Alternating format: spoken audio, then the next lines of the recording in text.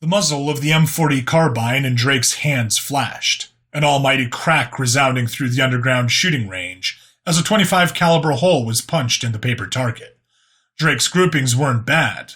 So far, he'd been able to get all 30 rounds of the magazine in the black, inner circles of the target, which was about a foot in diameter. That is, if he took his time.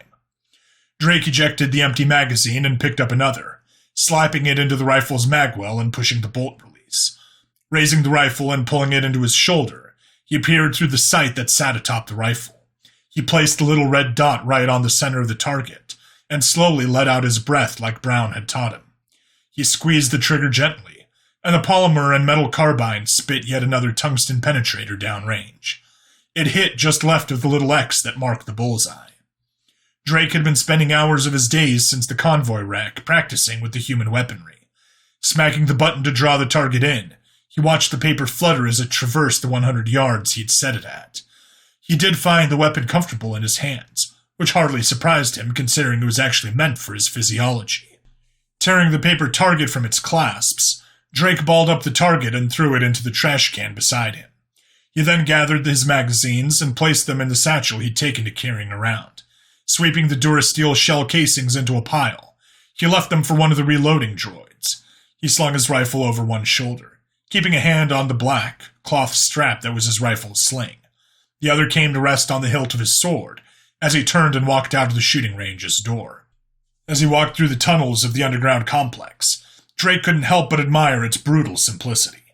Power connectors and pipes ran along the walls like metallic snakes. Signs in Geknosion script ensured he didn't get lost.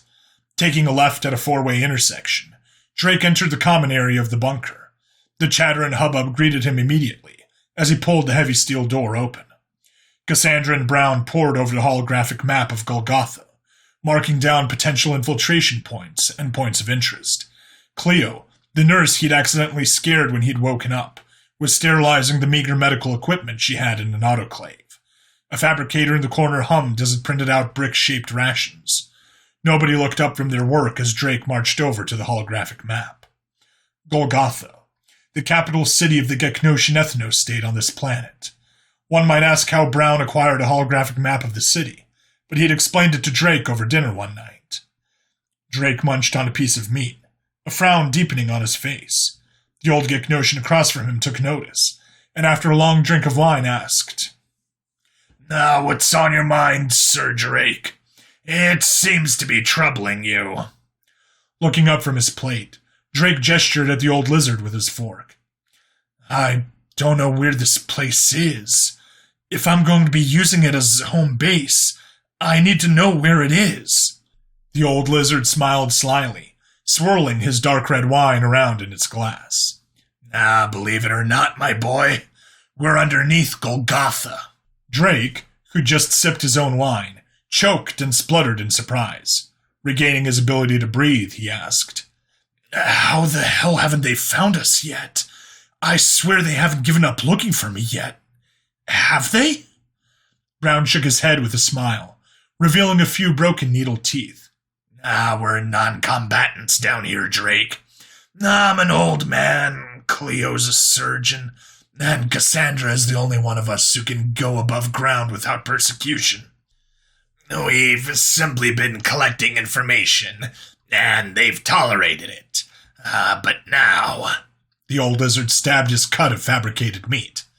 "Now we have someone who can fight." Drake tapped Brown on the shoulder as the Geknosian stepped back to look at their homemade battle map. Turning, the old lizard grinned and clapped Drake on the shoulder, while Cassandra downloaded the map onto a device he could strap to his forearm. "Slave markets, prisons, houses of the major nobility, industry centers, a city guard barracks, etc. They're all marked on your datapad with pre-programmed routes to avoid using their satellites for GPS. As long as you don't go out in broad daylight, your movement should be completely unpredictable.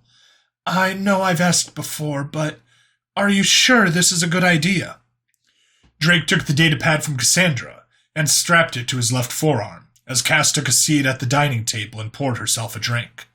Smiling at Brown before pondering the map once more, committing the oddly skull-shaped mountain city to memory. "Brown, This is the only idea I have. I need to get them afraid. Not just of me. His eyes locked onto the pulsing green dot a few streets away from the golden arrow, representing the bunker's entrance. A slave market known to peddle particularly troublesome and strong-willed chattel. I need to get them afraid of humanity. And to do that, I'm going to need some troublemakers on my side.